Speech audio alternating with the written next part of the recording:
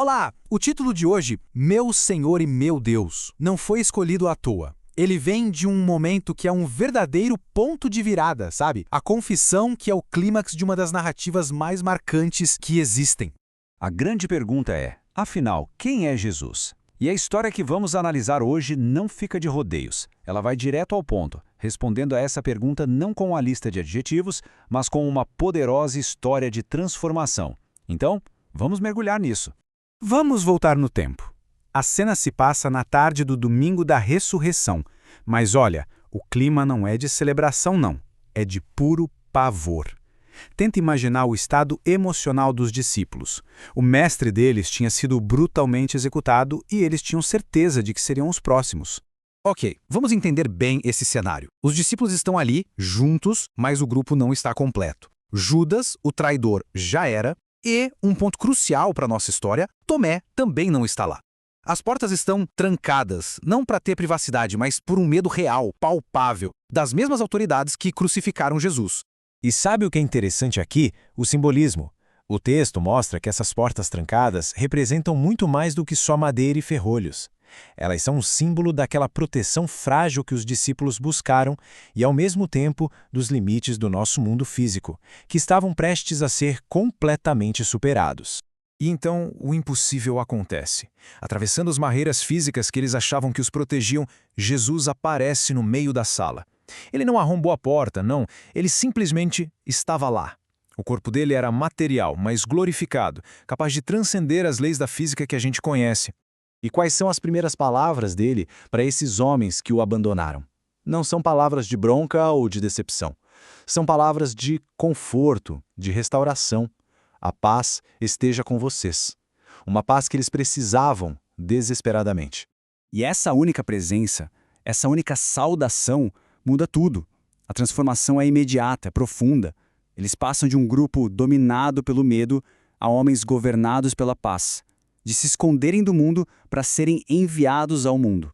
É uma mudança total de paradigma. Jesus não só acalma os discípulos, ele dá a eles um propósito. Primeiro, ele os comissiona, colocando-os na mesma missão que ele recebeu do Pai. Depois, ele os capacita, soprando sobre eles e prometendo o Espírito Santo. E por fim, ele lhes dá autoridade para continuar seu ministério.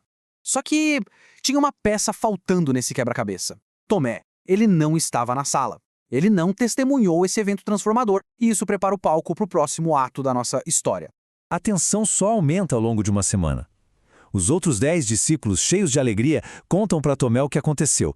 Mas para Tomé, que não viu, a história toda parecia inacreditável.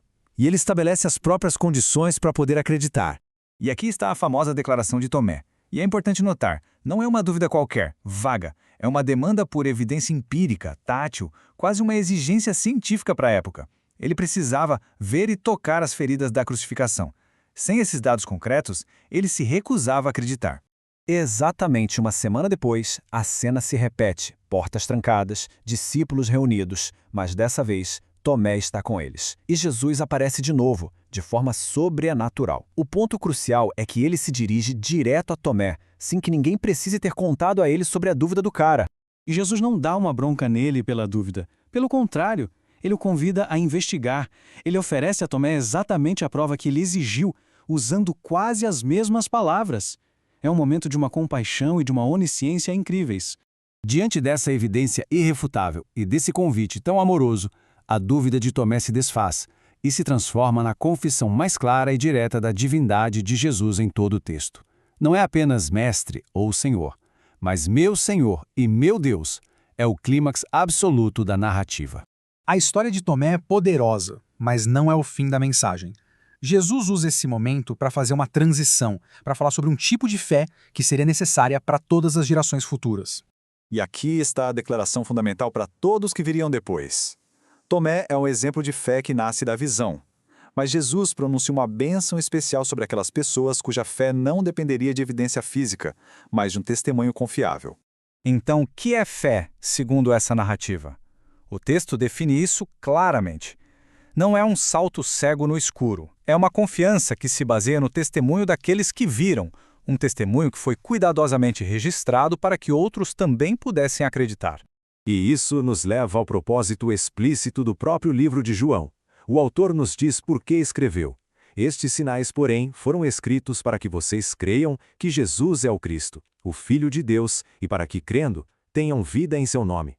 O objetivo de toda a narrativa é produzir essa fé em quem lê. Quando a gente olha para a história toda, vemos uma série de transformações poderosas que revelam a identidade de Jesus. O medo é substituído pela paz, a incredulidade dá lugar à fé. Discípulos que estavam escondidos se tornam missionários enviados. E a dúvida se resolve em adoração. E assim chegamos à questão central. O texto declara que seu propósito é levar as pessoas à fé para que tenham vida.